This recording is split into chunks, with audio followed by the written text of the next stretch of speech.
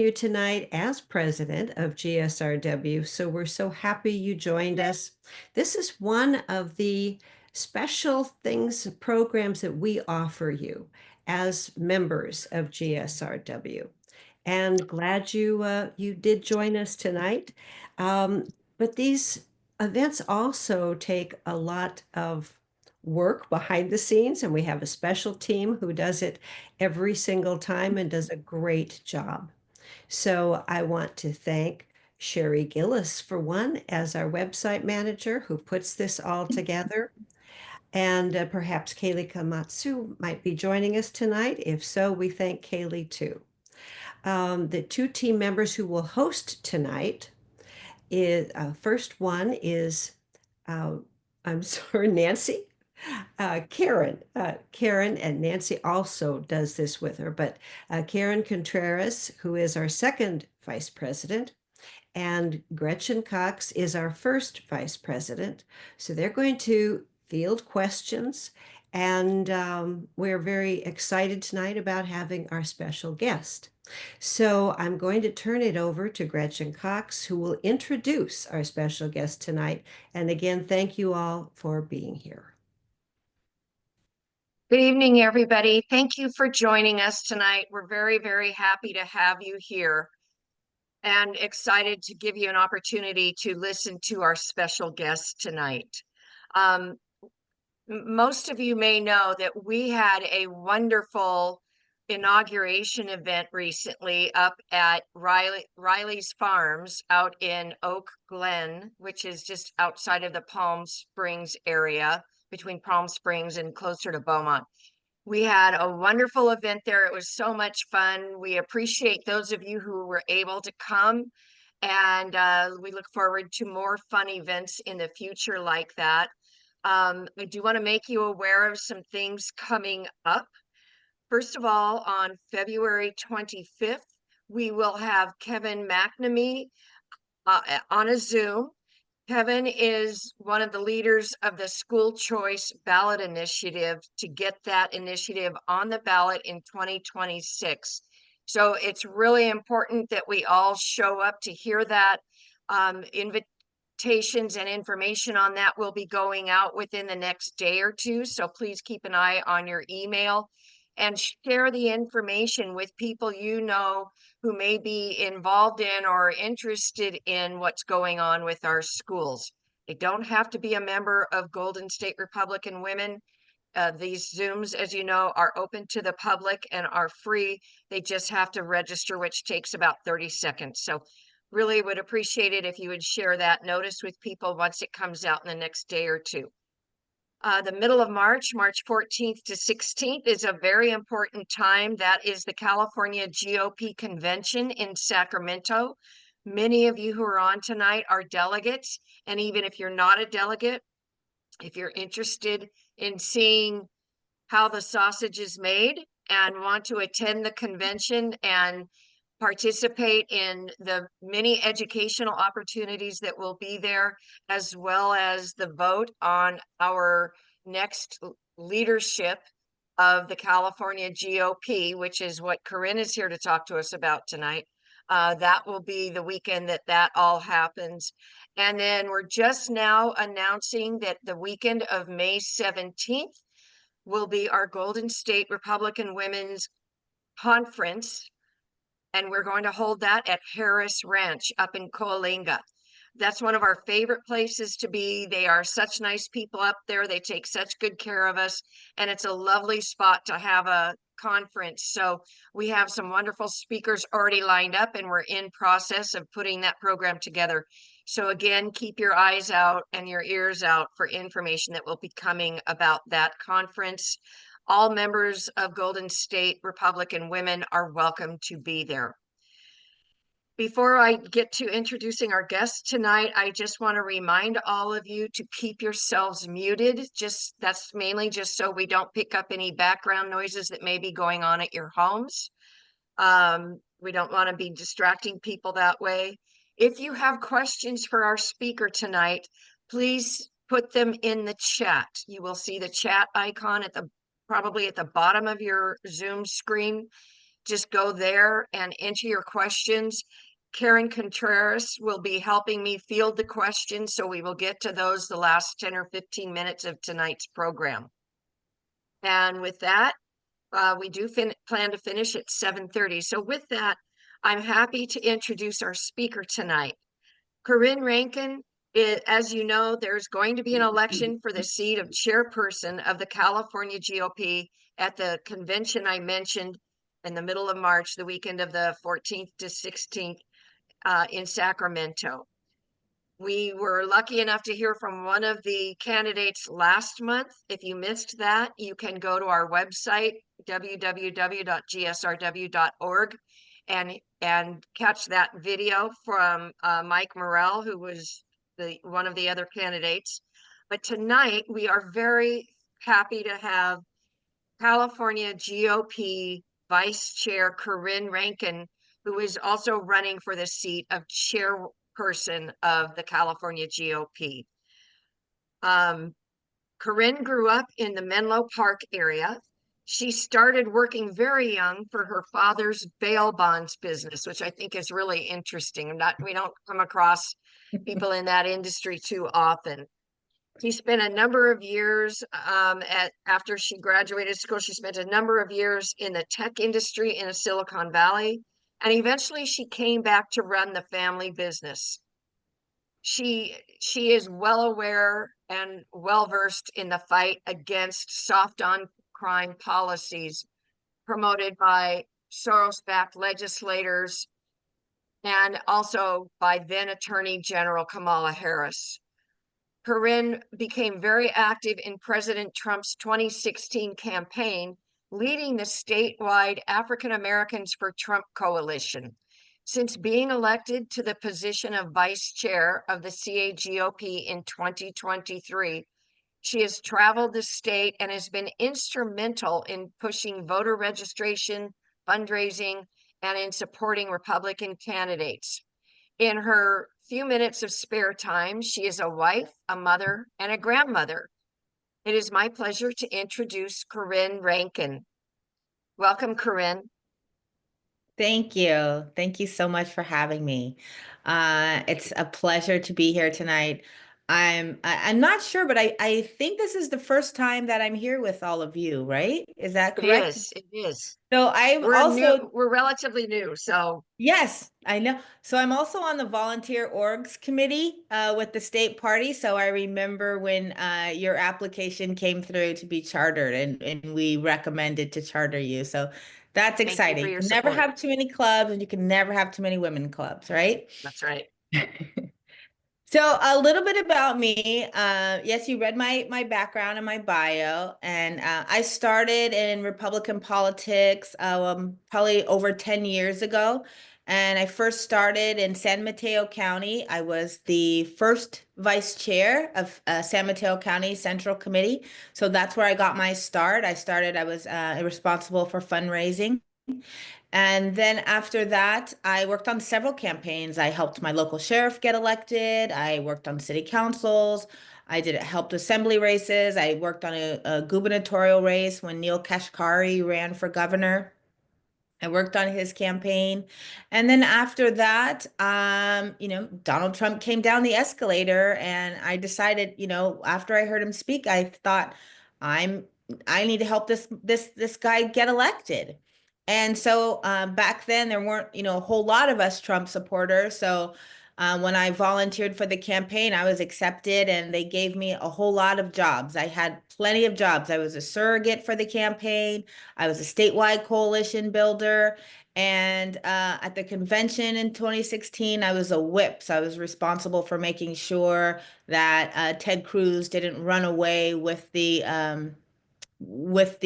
nomination. So I worked really hard doing that.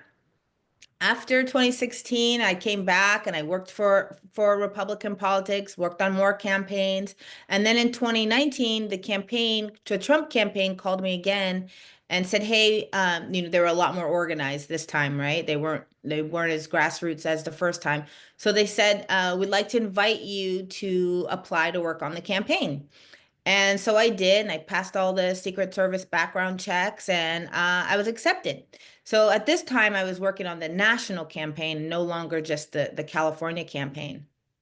And that's where I really learned a lot. It was one of the most organized campaigns that I've ever had the pleasure of working on. Um, I was a coalition builder for the for around the country.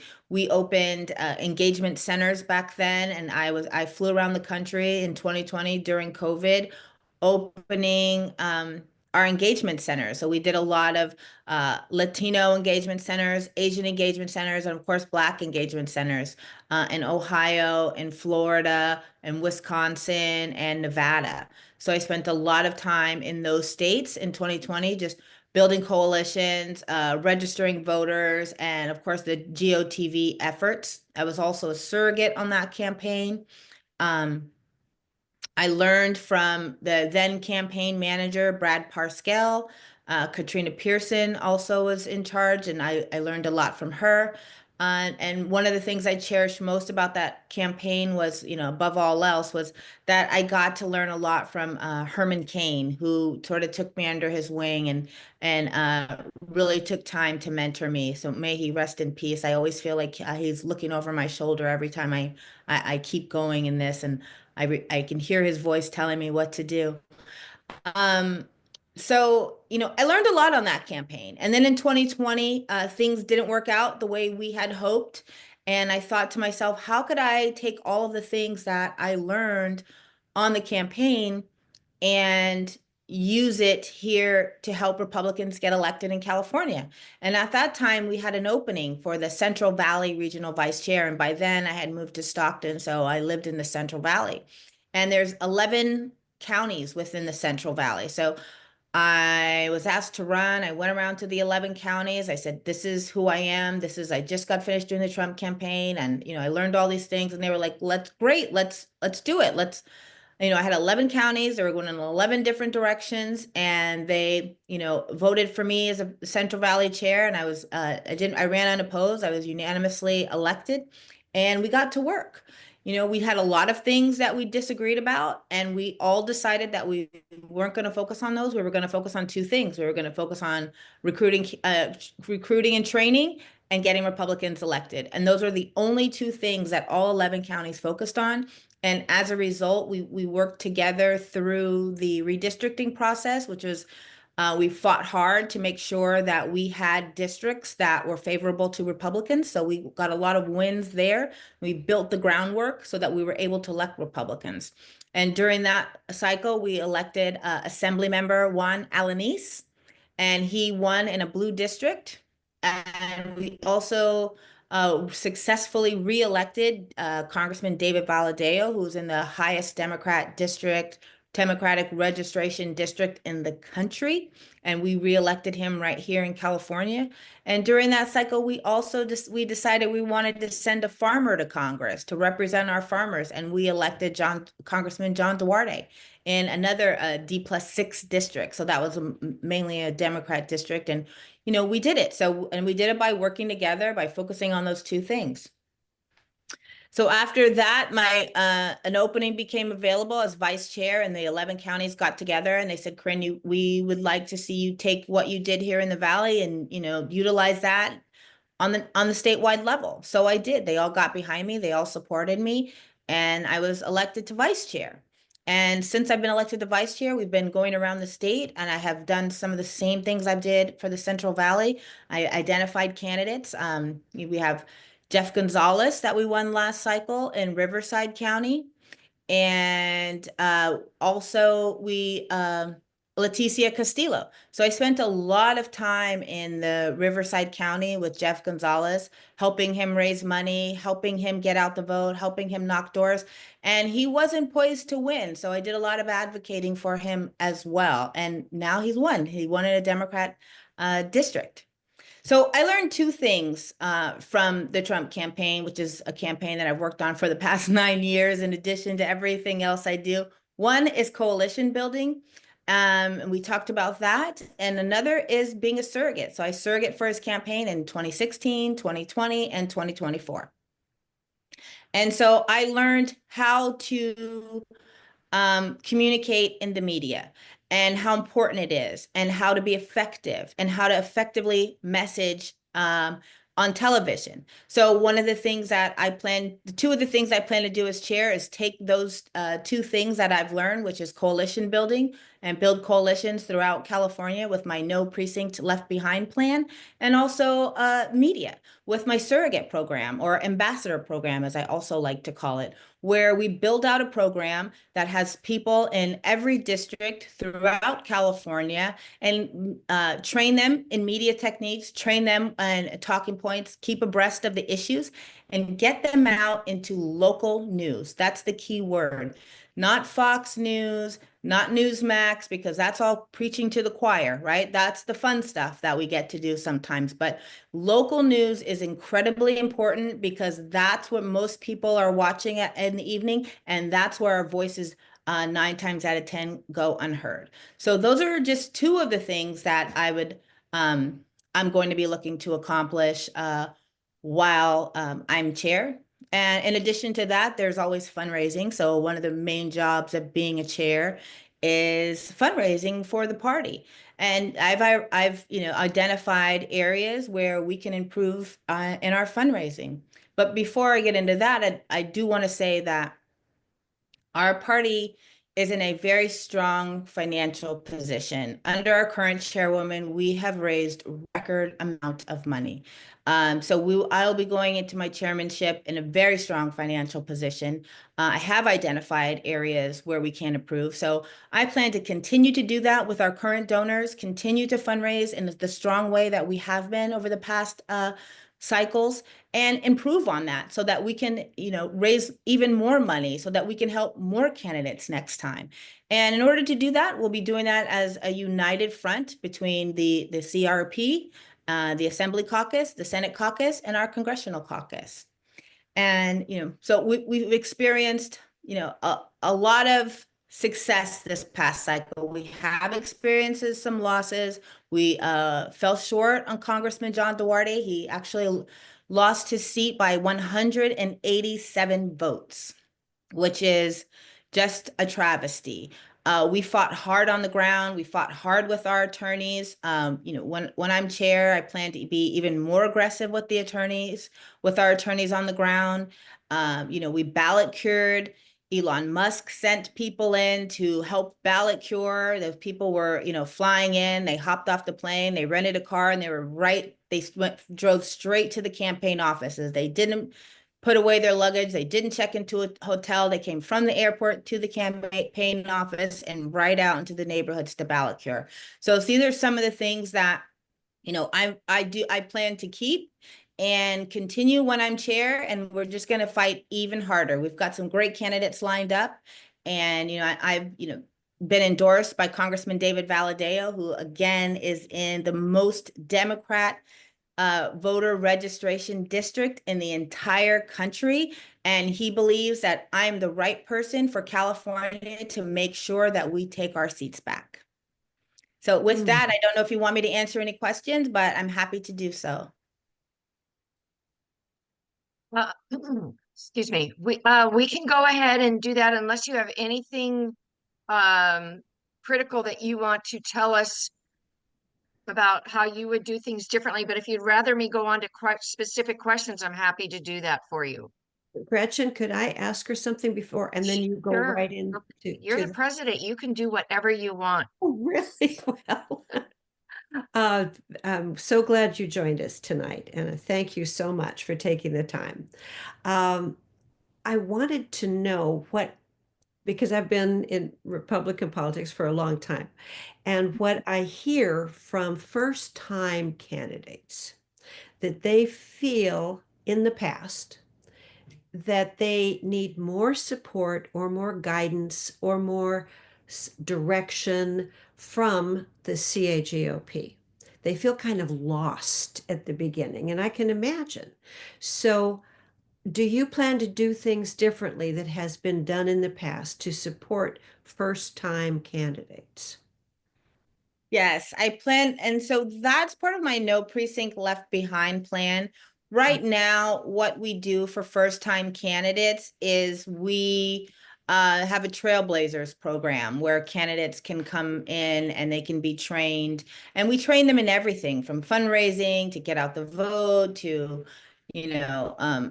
how to door knocking. We provide them tools, help them with reaching our voters. What I plan to do differently is just increase the amount of training. There's some outside organizations that I plan to work with to the extent the law will allow, because they are nonprofits for training conservatives. But I would like to partner with them and, just to double our resources, just to double our efforts to train candidates, make sure that we're hosting these trainings in every region, in every precinct throughout California. These are some very intense programs. I've taken these programs myself, and they're very intense, and you learn a lot. You walk away with a book full of knowledge, and you always have the instructors on hand that can always help you navigate the process. So I believe that it's about partnerships. We are, the CRP is one organization, and I like to have a lean organization, but there are plenty of partners out there that help train conservatives, plenty of partners out there that help register voters. It's about building relationships, partnering with outside organizations, and making sure that everybody is moving in one direction and reducing the overlap. Is money an issue for these new candidates? Because I think many of them went into it and didn't realize the scope of the funds needed to run a campaign. Are they guided through that to show them how to fundraise? They are. We have in our Trailblazers program, we do have fundraising classes that our candidates can take free of charge. And there are some outside organizations that have fundraising classes. I've taken one myself. It was a week-long intensive course on how to fundraise. And I've learned so much from that course, and just, overall experience. So there's always opportunities. I know I've spoken with a lot of candidates, and I've directed them all to these agencies, and everybody that I speak to that I've provided help for, that asked me for help, has always been satisfied with the level of training they've received. Thank you. Thank you. I'm going to ask probably two questions, Corrin, and then I'll let Karen Contreras, who is our second vice president, ask a couple, and we'll trade off that way. So nobody has to watch boring old me the whole time. So I'm going to ask some questions that were submitted. The first one is, how are you prepared to mobilize Republicans to get them to the polls, especially in midterm elections? What's your plan?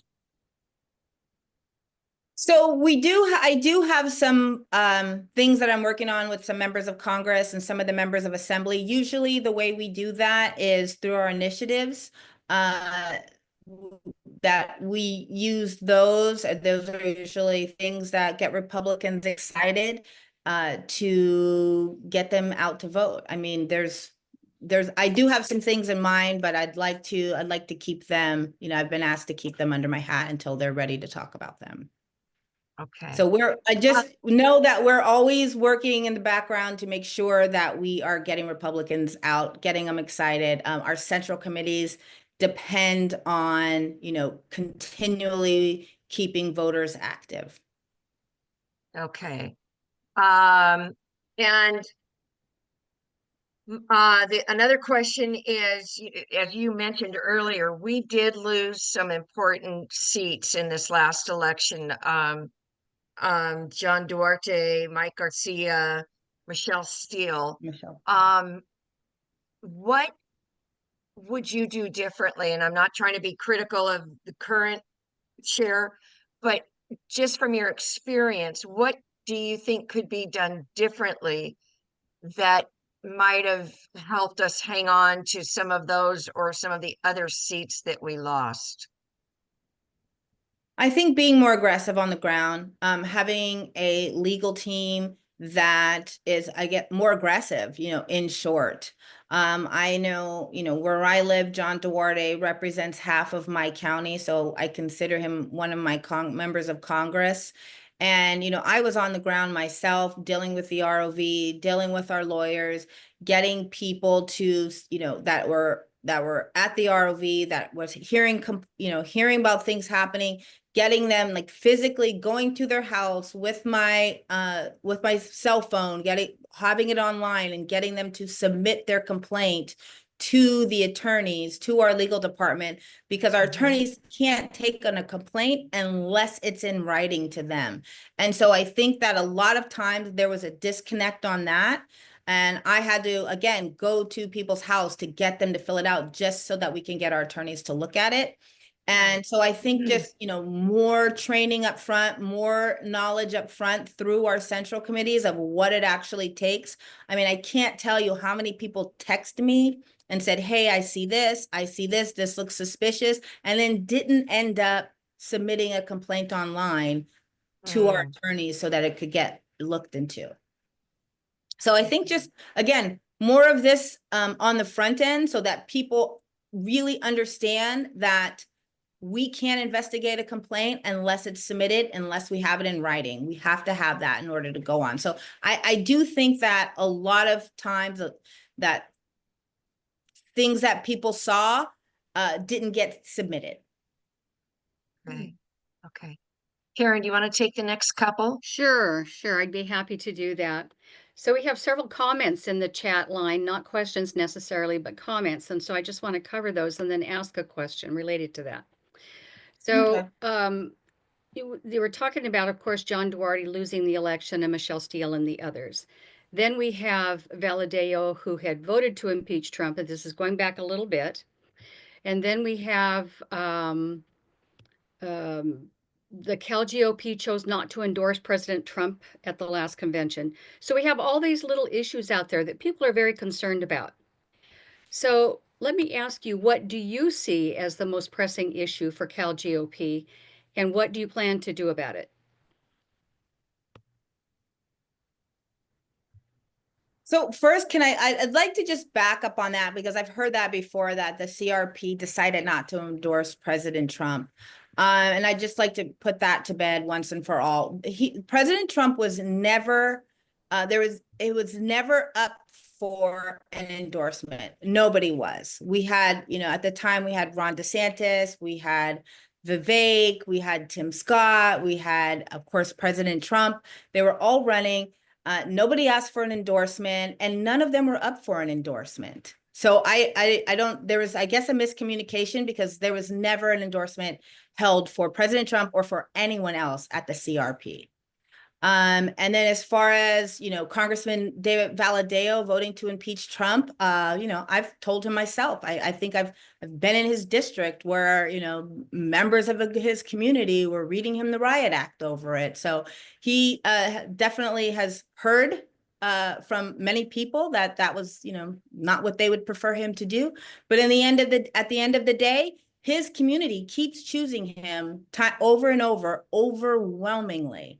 And, when Trump was in the office first time, he voted with President Trump 97% of the time.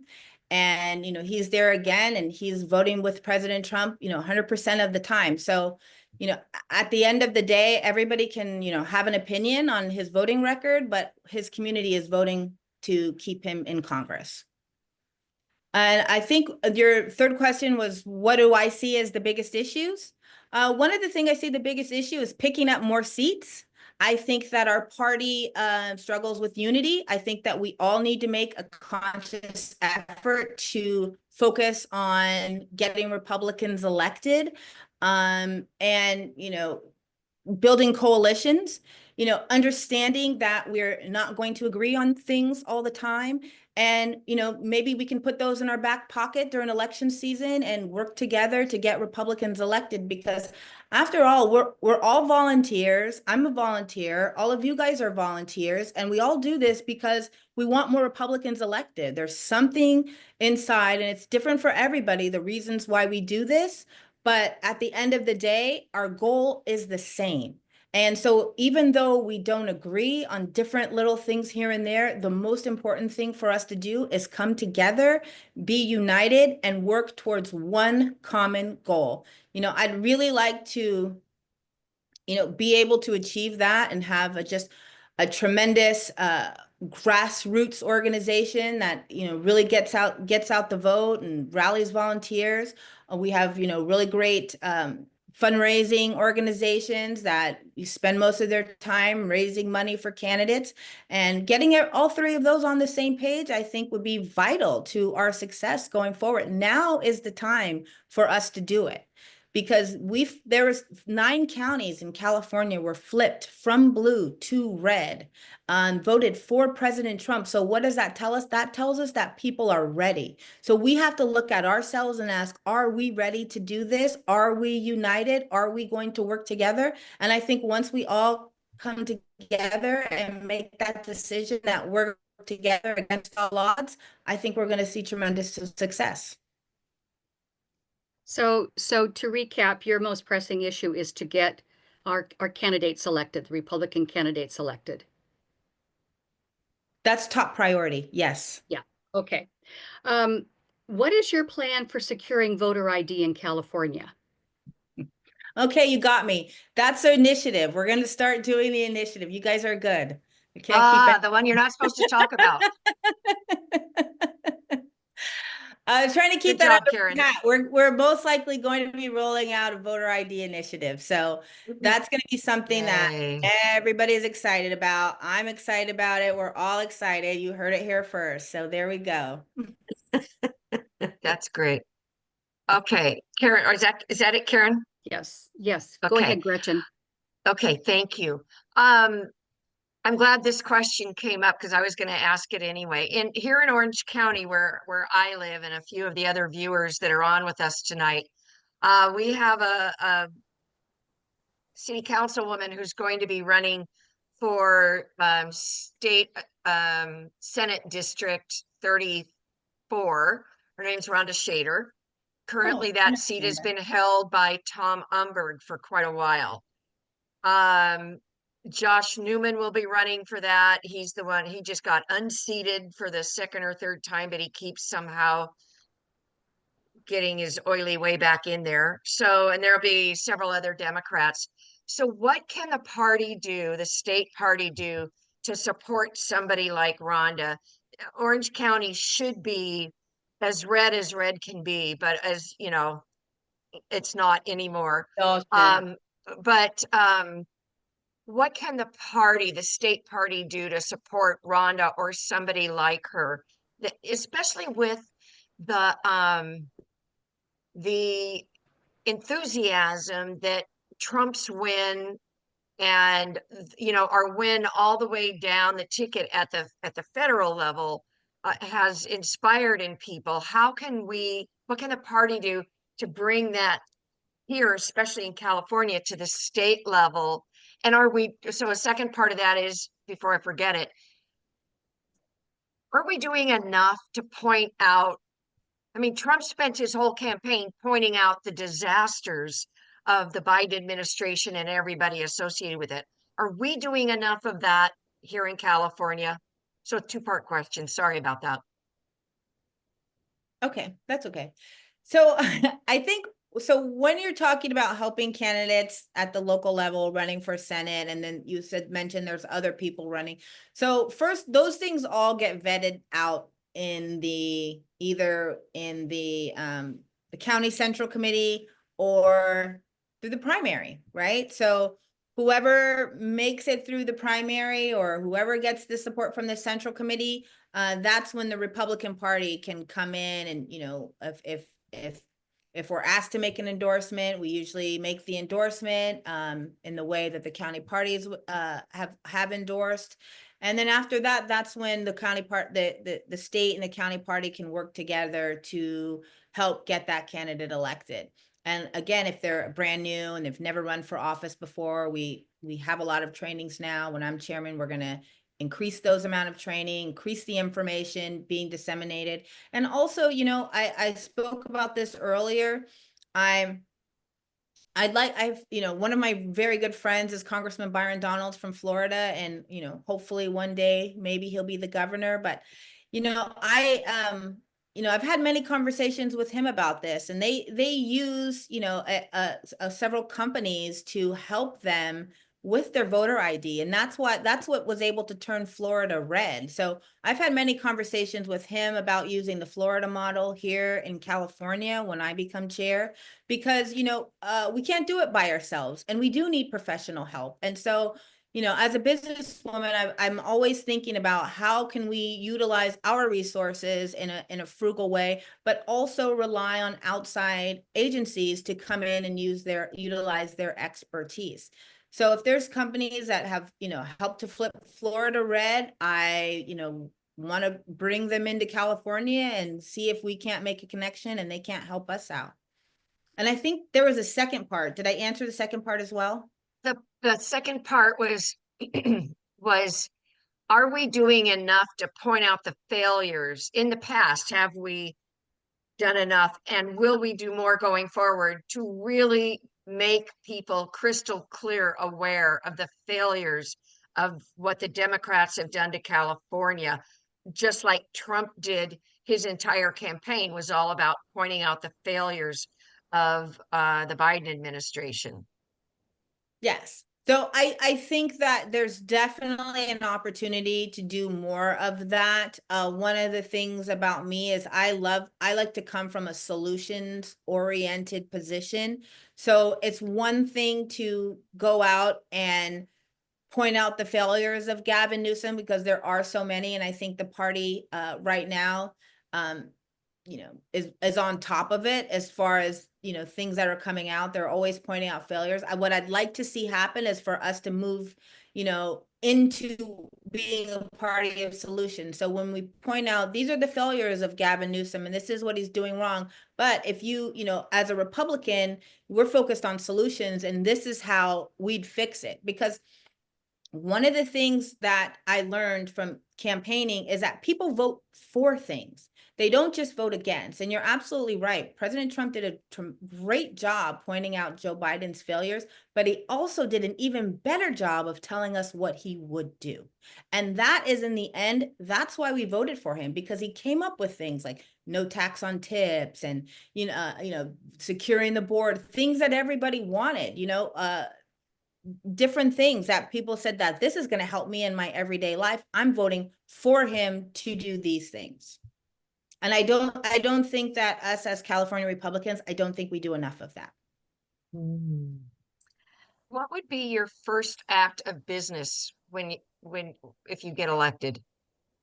I would go through my first act of business. I would go through our finances and see where we can partner with other organizations. I want to make sure that we're operating, efficiently, and that, we're preserving ourselves and we're making sure that we're spending our money on candidates getting elected, and making sure that we're not spending our money on things that are not helpful to getting candidates elected. Good. Okay, so here's another internal question. Will you do away with proxies? Or what's your position on proxies?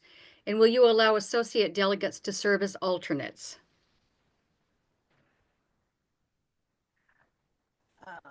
So associate delegates are alternate. So it's kind of the same. It's the same thing. That's just we use a different word rather than alternate. We use associate. When it comes to proxies, we've tried that in the past and it never passes. I understand that there are a lot of concerns with the proxies. I do have some concerns myself. I do, I have thought about this quite a bit, and, I don't really know what can be done, but I'm not opposed to bringing a committee together to have a review and see if we cannot come up with a solution for proxy,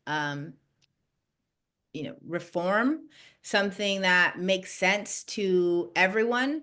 It's a twofold issue because, I hear from people who say there's a lot of proxy abuse. I want to make sure that, you know, our systems and our policies aren't being abused. I'm not a supporter of abusing. But I also want to make sure that if people, for whatever reason, I know that the convention in 2023 that I was elected at, we had floods here in the valley, and people weren't able to, you know, they booked their room, they paid their hotel fees, and they weren't able to come. I know a friend of mine in San Mateo County who booked his room and was ready to come to the convention in Burlingame, and he had a stroke. And so, you know, I want to make sure that, you know, I had someone come pick up his proxy. I couldn't believe that's what he was thinking about. He was texting me, you know, asking if he could get a hotel refund, and, you know, calling his friends from his local friends to pick up his proxy, and he's in the hospital. So I want to make sure that, you know, if things like that happen to people, that they aren't alienated and they don't lose their voice for situations that arise that are out of their control. Okay. Yeah, I think most of us have realized in the past, as if we're there as delegates, that there is some abuse, and I think everybody recognizes that. The big question is who's going to do something about it. So it takes a really strong leader to be able to move forward with that, and it doesn't make one popular. Let me put it that way. It doesn't make it doesn't make one popular, but doing the right thing usually doesn't, you know, sometimes it Yeah. makes you popular, sometimes it doesn't. But also, you know, I just have to go back to my coalition building background and making sure that we're building consensus around this issue. Um, during, you know, if anyone's ever been to mediation, you know that you get in a room and, you know, you get some of the things you ask for, and the other side gets some of the things, and everybody walks away just a little bit happier, but, you know, maybe not all completely happy. And I see that this is probably one of the processes where something like that will end up happening. You'll be a little bit happier, but maybe not 100%, and that'll be both sides. All right. Now, there's a question about what can be done to garner more Republican voter registration.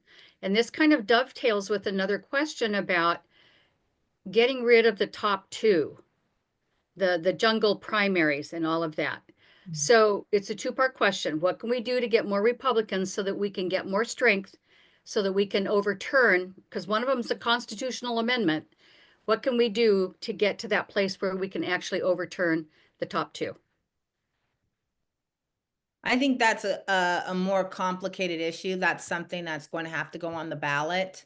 Um, you know, yeah, you know, in a perfect world, we'd be able to rewind time and never put that out in the first place. But, Yeah. you know, here we are.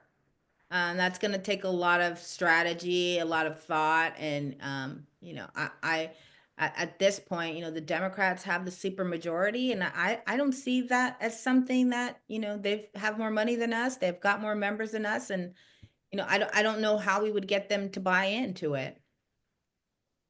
Okay.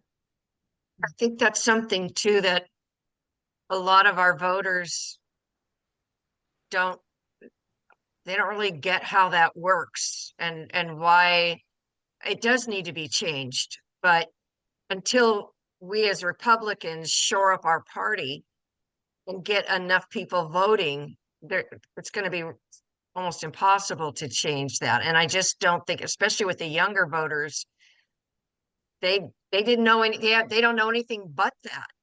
You know, that's been around for so long now, the top two things. So I think they just aren't as aware that there really is a better way to do things, a more equitable way to do things. So we just have to get And it more was something we Republicans to did, vote. right?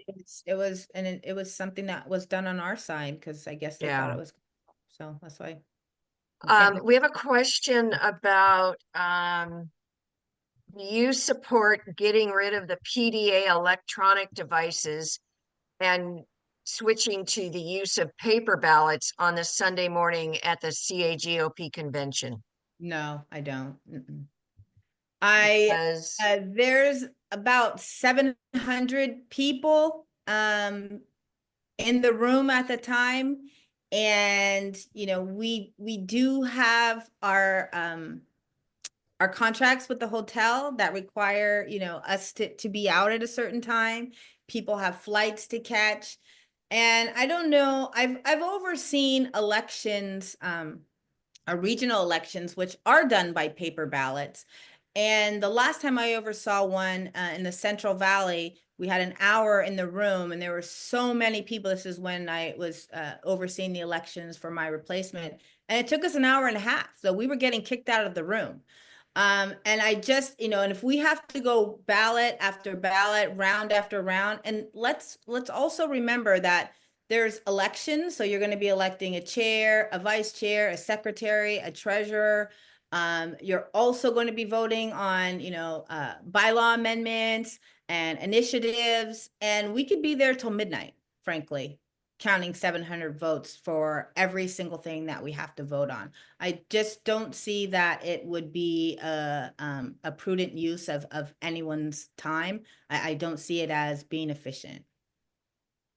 Even though, I mean, a lot of people want to get rid of electronic ballots, the voting booths, electronic machines. And so if a state thinks they can count all their votes in one day, it seems like for 700 people, we should be able to count 700 ballots fairly quickly. For 10 different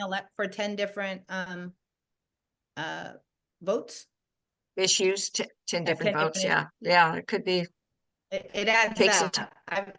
Yeah. I've people this is to me a lot. I put a lot of thought into it, and I just don't see how we can do it as a body with paper ballots. Now, if there's 20 of us, I'd say, yeah, let's do it all day. But Have there ever been, I'm not aware of, but I'm not, I don't have the inside track either. Have there ever been any issues with the PDA devices at our conventions?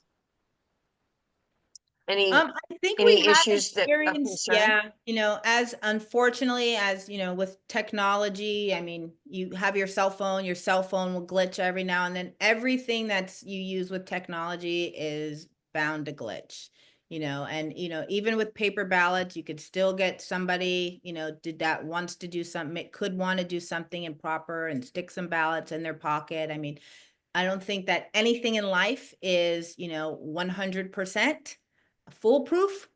But I think that all in all, I think it's safe, and I think we can rely on it. Okay. Sharon, anything? Okay. Yeah. All right. Question came up on why did you support changing the platform last time around?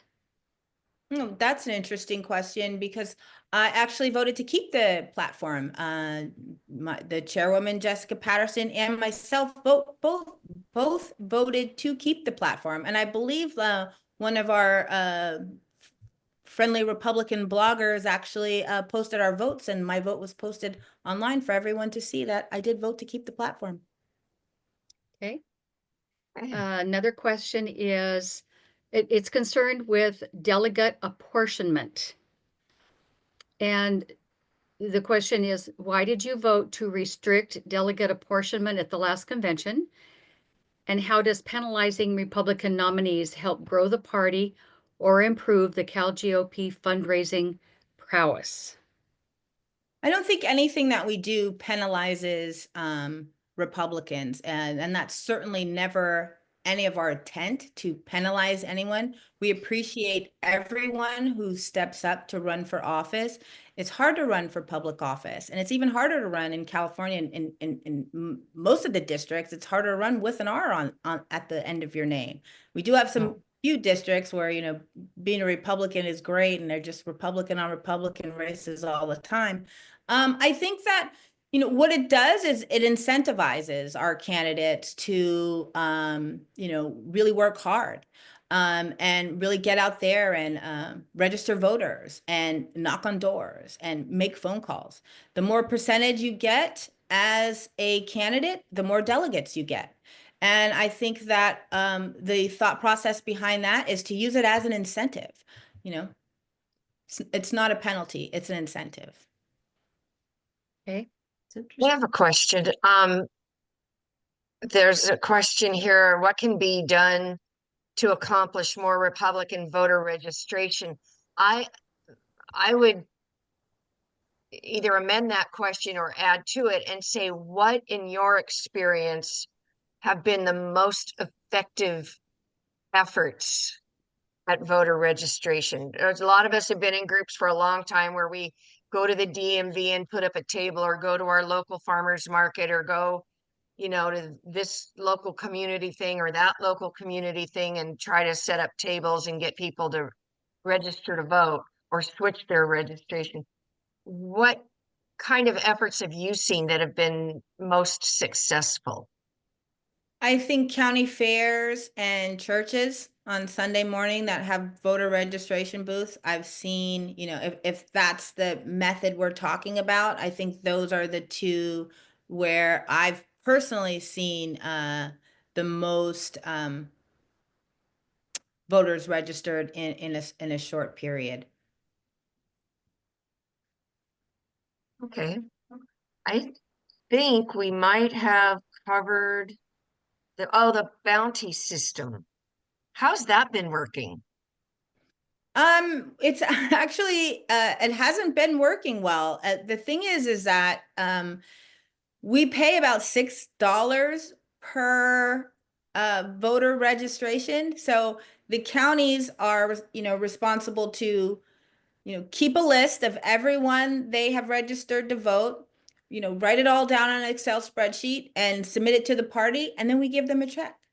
And I can tell you that our treasurer, Greg Gangerud, often says, "Where are all the registrations? I've got my checkbook. I'm ready to write checks. Let's bring them in. Start bringing them in." So, you know, we have to do a better job of making sure our county central committees are motivated to participate, because some of them are just like, we don't feel like doing spreadsheets, or, you know, I don't know what the reason is, but at the party we are ready to mail them a check. I gotta say, my memory of this bounty program is the money goes to the central committees, but the central committees get individuals or Republican women's clubs or other groups to do the work, and then the central committee keeps the money. And so it's really not that motivating. If you have like a Republicans women's club in some city and they're out there doing the work, and then the central committee, you know, to me, it hasn't been well administered. And I'm not saying that's at the state level. It may be the way it goes directly to the central committee, and then the central committee holds on to it, because who wants to go out and work and not see the benefit of that? You know what I mean? It just Oh, it's I understand. sort of discouraging. It's discouraging. If a club thinks they can do it and make a little money off of it, that's motivating.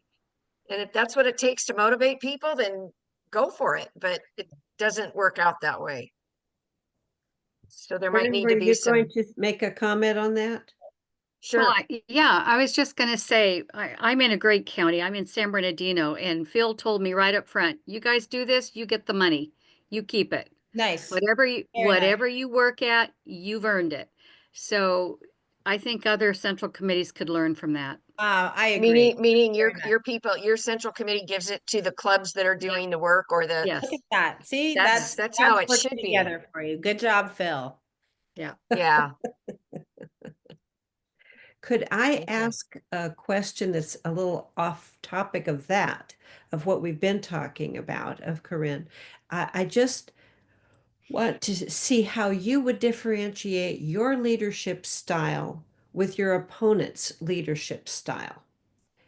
In other words, how different would it be, would CAGOP be under your chairmanship as opposed to the person running against you? I couldn't tell you, and I couldn't do a compare and contrast, because I do not know my opponent. I Oh, don't okay. know anything about him. I don't know his style. I know that everybody knows me. I've been the Central Valley Regional Vice Chair. I've been the Vice Chair. I've been to every county up and down California.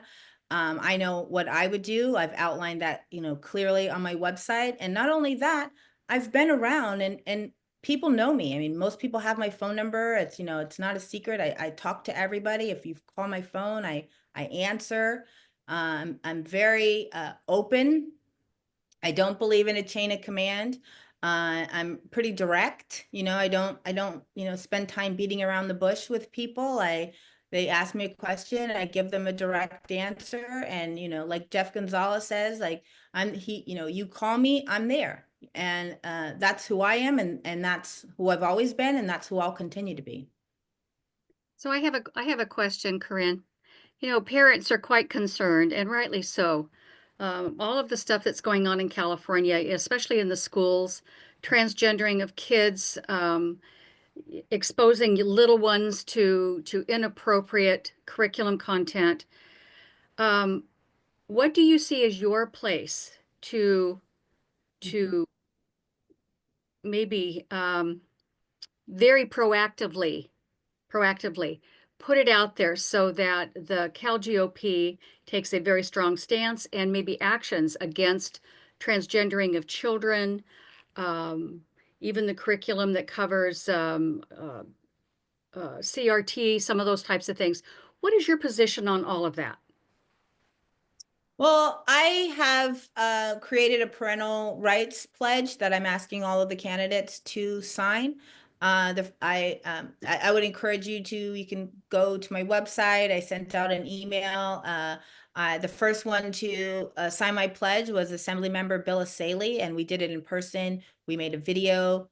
You can go to his social media page, his Facebook or Instagram, and you can watch our video of how we signed the parental rights pledge, because we want it to be a central issue in our party. And that's really the jobs of the legislators. My job as the party chair is to advocate for that and making sure that that's top of mind for our legislators.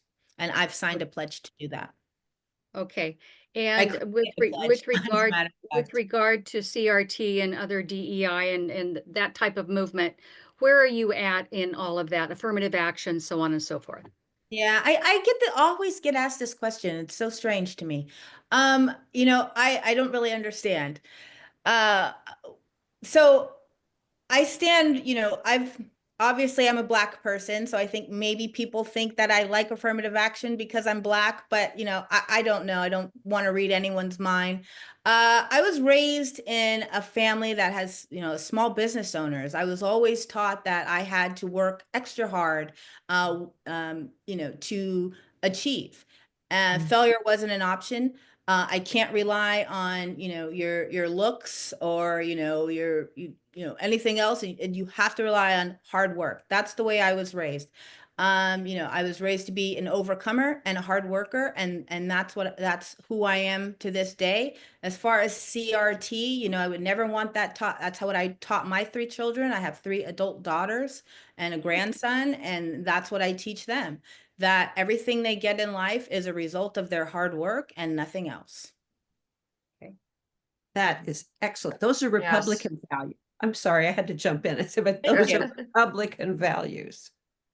Could I say on the school topic, because my friend is a 3rd grade teacher down in Rancho Palos Verdes. She sent me a picture of a card that was given to the teachers to pass out to the students down in her elementary school. And it says how to recognize somebody of ICE if they come towards you. And these are all the things that you must do to fight against ICE. It was unbelievable. And I said, Lisa, what are the teachers doing? She said, well, we're not passing them out, but I wanted you to know what came from the union to give to these elementary school teachers to teach them how to fight against deportation. Yeah. That's really sad. Yeah, it is. It's the unions. I've got one Unfortunately, question here. Oh, sorry. Unfortunately, I have a hard out at 7:30. I joined at 6:30, so I've been 1 hour. It's been a pleasure. No problem. I'm Thank glad you that you so guys are much. chartered, and it seems like you're working hard, and we appreciate everything that you're doing. Thank you for being with Appreciate us you, tonight. all you have done. Thank you very, very much. Thank you all.